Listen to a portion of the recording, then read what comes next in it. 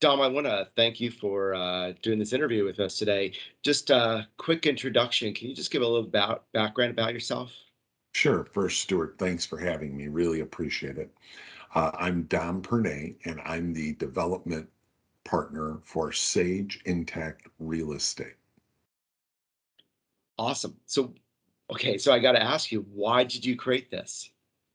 Well, I come at this because I have a real estate background, and it's something that I'm really passionate about. My background is not programming or sales and marketing. My background's accounting.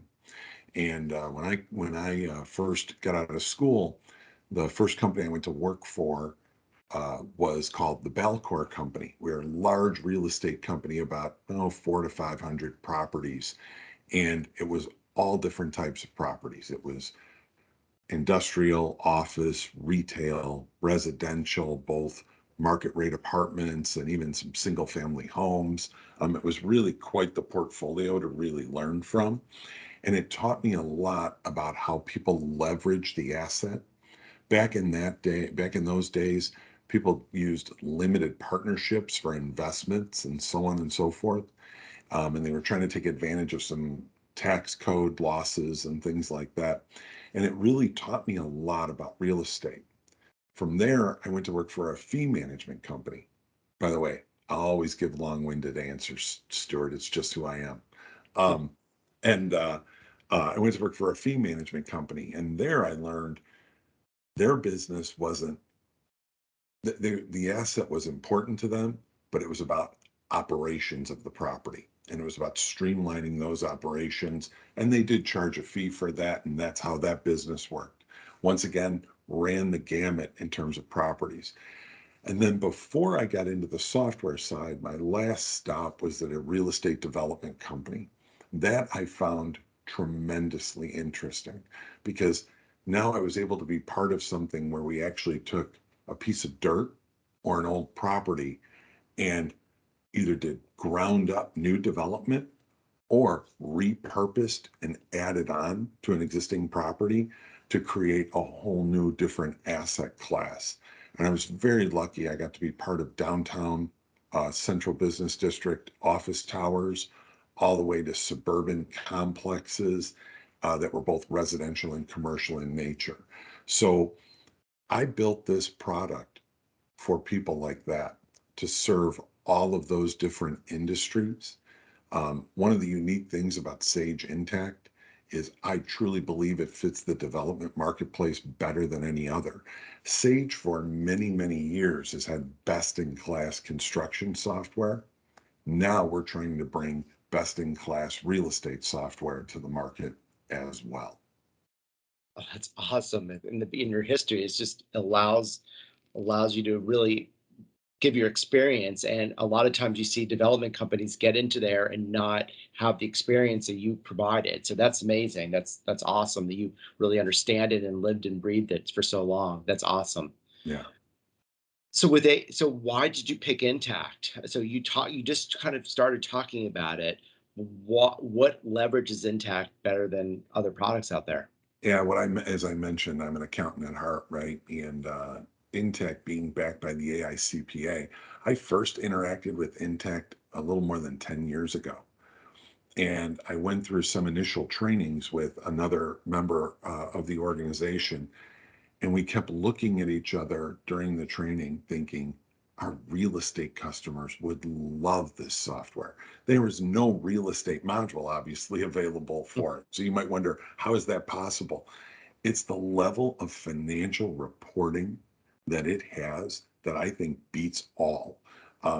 Some of the systems out there have dimension level reporting. Intech to me takes it to a whole other level, and the ability to be able to quickly and easily report on a variety of entities, whether you want to look at one entity, whether you want to group a whole new section of entities together.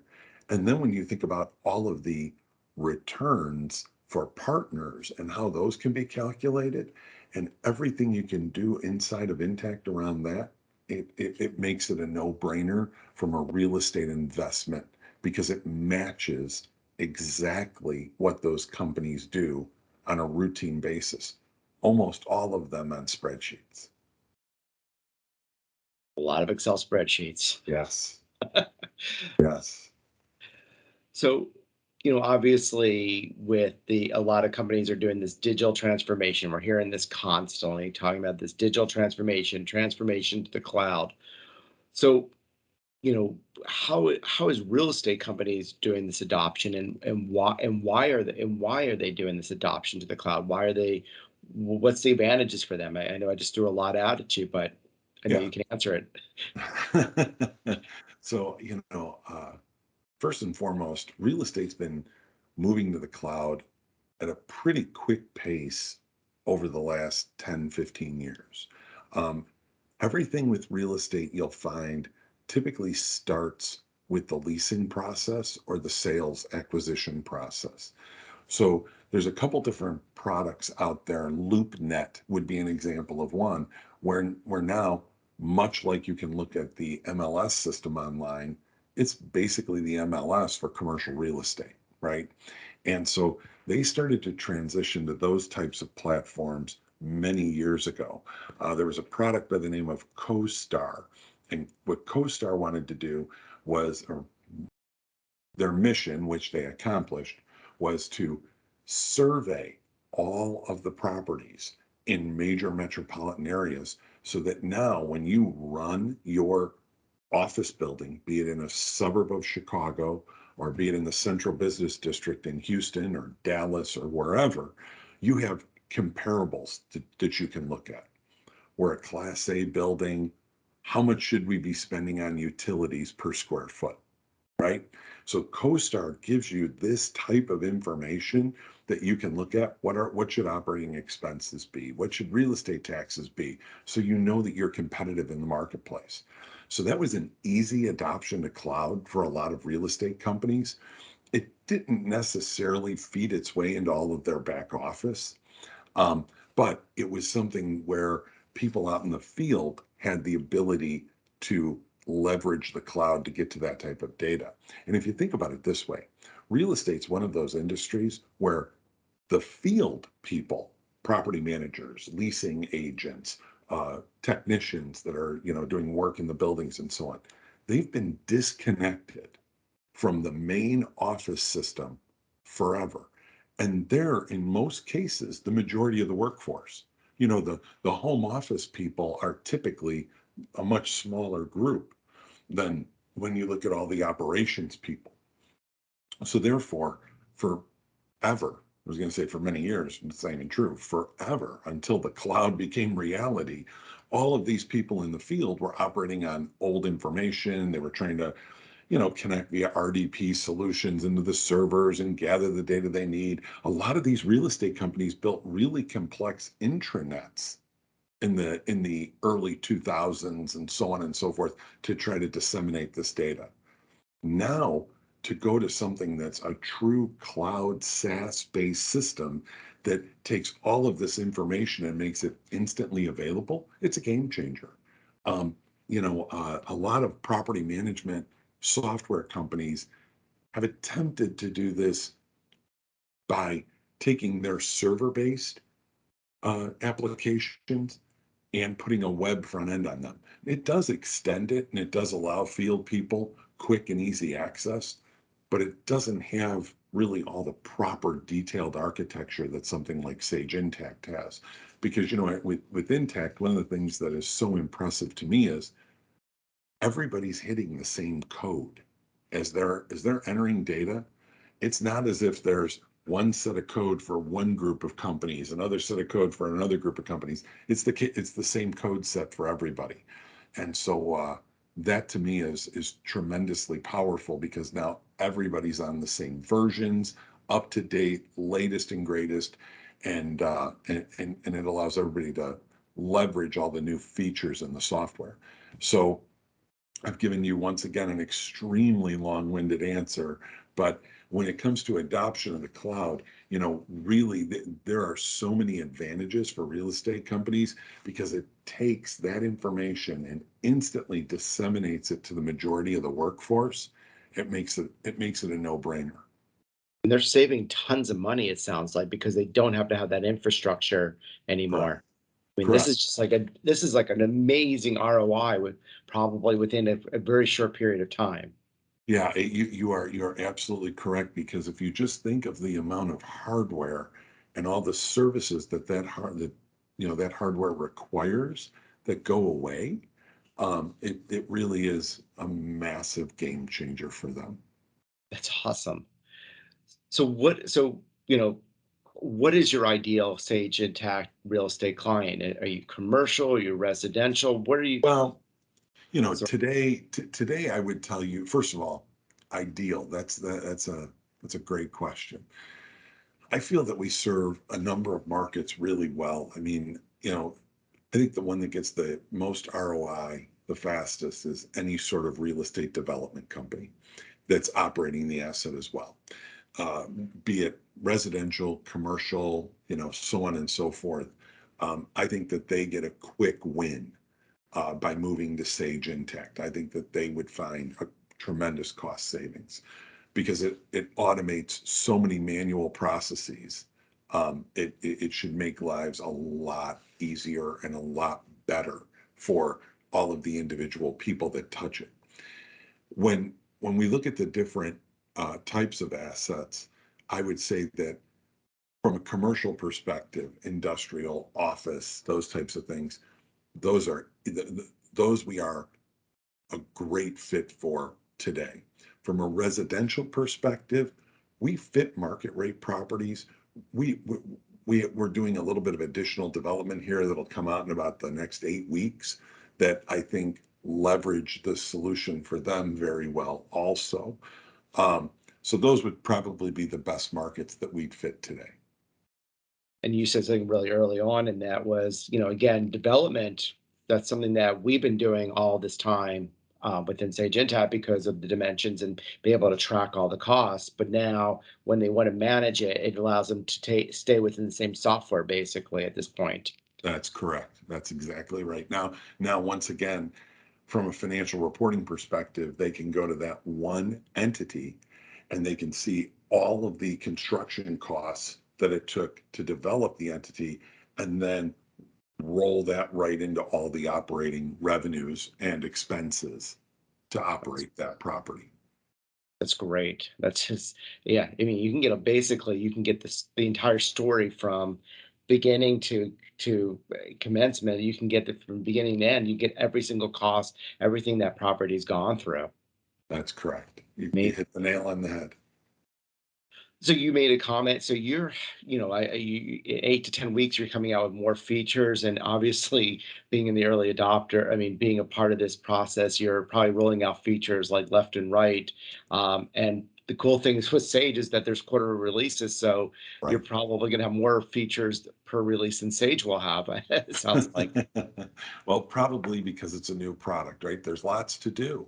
Um, so yeah, so as we look at the coming quarters, uh, it is very interesting to be on a quarterly release time frame. They do come really quickly. So if you think of it, we have QA going on for new features at the same time that we're going through sprint reviews for features that are probably for the next quarterly release.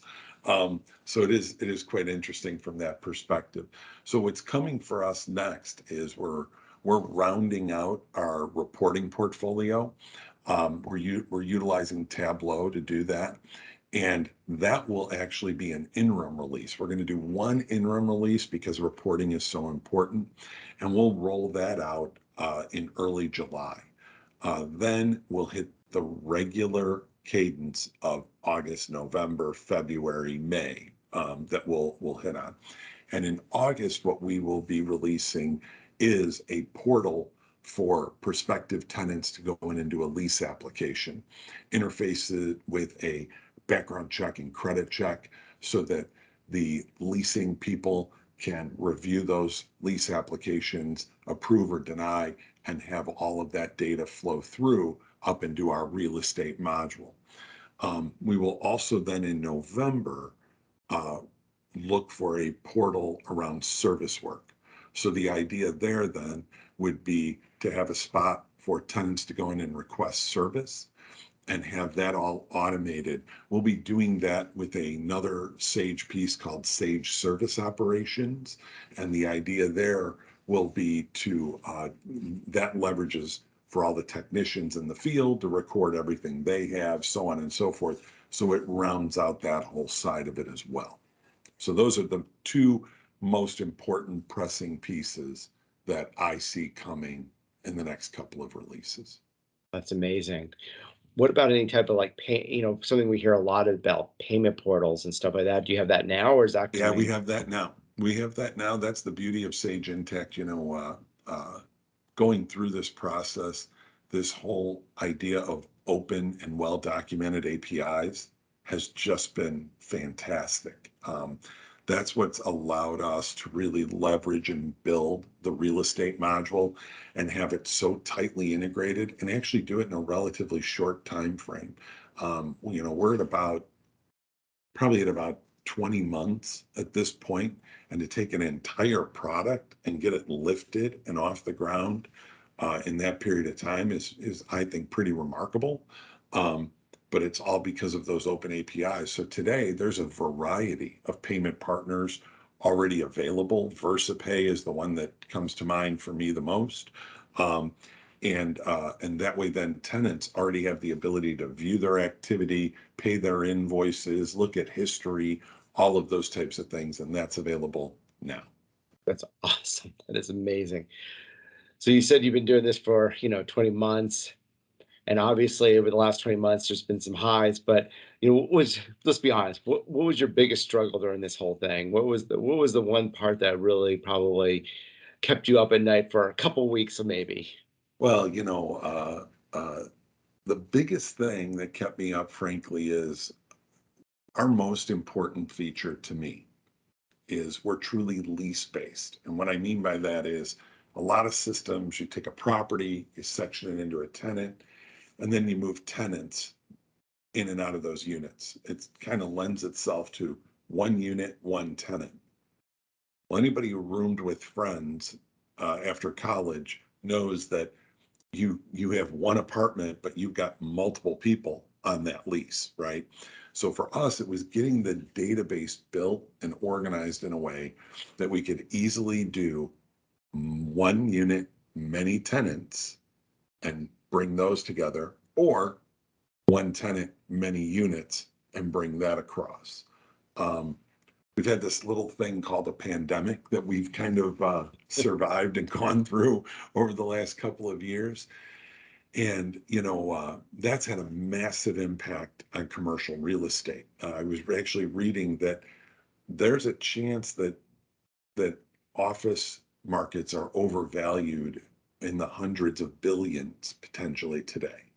Um, and that's because so many people are subleasing space. So they've signed leases for long term, and now they have all of this space that because they still have a lot of people doing work from home or there's much more flexible schedules, so many days at home, so many days in the office, that there is more sublease space on the market today, especially in central business districts across the country, than at any other time in our history by threefold.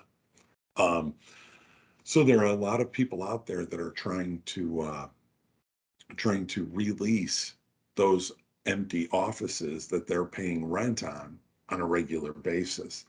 Our product does a good job of that because we can have multiple tenants in one space. Now I can track who's the sublease tenant because I need to keep track of who the main lessee is, right? They're the ones who are on the hook for the rent.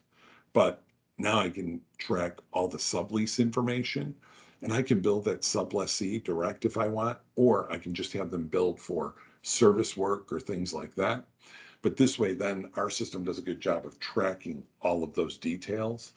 Um, but That's been interesting. So going back to your original question, very sorry, the whole lease process and making sure that we had the database organized the right way, uh, easily the toughest feature that we had to create.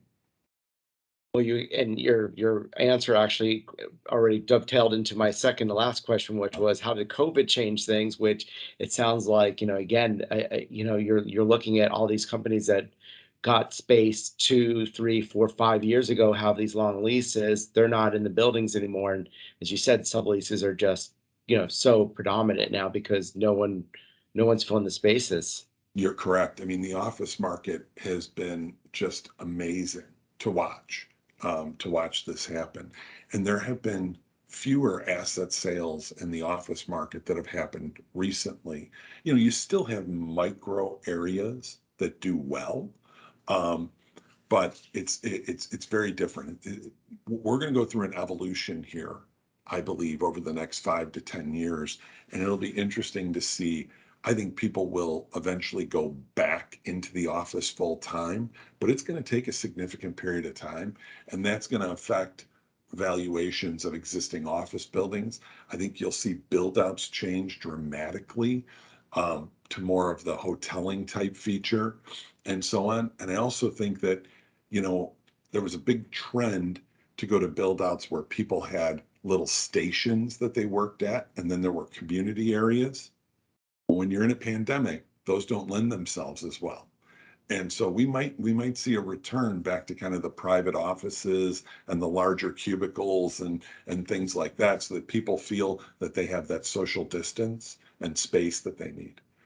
And then on a residential perspective, that's been really interesting to watch as well, because in a lot of areas, rents have just skyrocketed. And it's because people are looking for more space because they want to be able to work from home and so on, right? And they need more distance. So density is not viewed as advantageous. So we've seen suburban markets for rental do much better than they had in the recent past. Yeah, if they're not going to the office, and they can go a little bit further out, and it's not a big deal. Or if they have to only go in a couple days a week, again, it gives them that ability to go out a little bit further, get something with a little bit more land, sprawl out a little bit. So very Right. interesting. What are you Exactly. seeing? What are you seeing with the strip centers and like the retail centers Yeah. there? So from the retail side, the whole mall process has gone through an evolution, and this is somewhat related to COVID, but it really started when you look at regional malls, right, in suburban areas. They've started to not perform as well because of the Amazons of the world and things of that nature. However, what we're kind of watching now is a lot of haves and have-nots. So I live in the Phoenix area. There's a mall here called Fashion Square Mall. It's the highest brands available, right? It is constantly busy. There are lines to get in and out of Louis Vuitton and so on and so forth. I mean, it is absolutely amazing to watch the success of a mall like that. But then you travel just a little ways south to Chandler, which is a suburb in the Phoenix area, and you see a mall that is half empty. And there's a lot of the stores are obviously struggling and failing. There was another mall called Paradise Valley Mall, which traditionally had been a very popular mall. It's been completely torn down. It's going to be replaced with townhomes, almost building like a little, almost like a little city center within the mall. They've kept two of the anchor tenants, a Macy's, and I can't remember who the other one is right now. And they're going to build townhomes and then cleaners and convenience stores and so on right in that area. So it's really interesting to watch it from a retail perspective. I grew up in Phoenix, and I watched Paradise Valley Mall be built. I Uh, remember when it was built, and I remember, and I was watching on the news, and they tore it down, and it brought a little tear to my eye because I sure. literally remember my teenage years hanging out in there, probably not up to no good, but I remember hanging out in there many times. So, Yeah, and so that's going on. yeah, We mentioned Phoenix. That's going on everywhere. If you look at the Chicagoland area, you've got Oak Brook Mall, which is thriving. Restoration Hardware just built their flagship there, right? But then you go to some of the suburban malls and same type of thing. There's one in Northbrook Court that's going through a complete repurpose, once again, to townhomes. Keep a couple anchors, refill with cleaners and convenience stores and a small grocery store and so on and so forth. That's crazy. Well, I It's mean, interesting. Yeah. yeah, it definitely is. So last question. So in order to get your product, with Sage Intacct is sold through channel partners, through the Sage Intacct partners, such as us here at ETHOSystems. What are things that we should, when people are looking for a partner? Again, there's several great partners out there that have some Yeah. great experience. What should people, if they're interested in this product, what should they be looking for in partners? Well, we're very lucky. There's an experienced group of construction and real estate partners that are already available, and they understand the industry just based upon their nature because they've spent all of their time in it. And so I think if you find yourself working with any of those partners, you'll find that deep domain knowledge and expertise based upon all of the issues that you deal. If you're a real estate developer or real estate company, if you start to talk to somebody about, well, the issues that we're having is when we're generating a rent roll and we're going to our lender, and if those people aren't instantly able to identify some of the components that you'd want in that rent roll, probably not the right partner, right? Um, but I think you'll find that within the Sage network, there are a great number of resellers that have construction and real estate practices that have all that deep domain expertise and probably understand a lot of the issues that you're dealing with already before you even have your first meeting. That's awesome. Well, perfect. This has really been helpful. I actually learned a lot today. You actually brought back some great memories of my childhood at the same time. Who knew you'd be doing that? But I really want to thank you for your time today. And thank you very much. And congratulations on putting together an amazing product. Thanks very much. I appreciate it. Obviously, I will take the congratulations, but they shouldn't really go to me. We have a tremendous team that without all of them, we would not have the success with the product we have. And I appreciate your time today. Thanks for having me as a guest. Perfect. Have a good one. Take care. You Bye. too.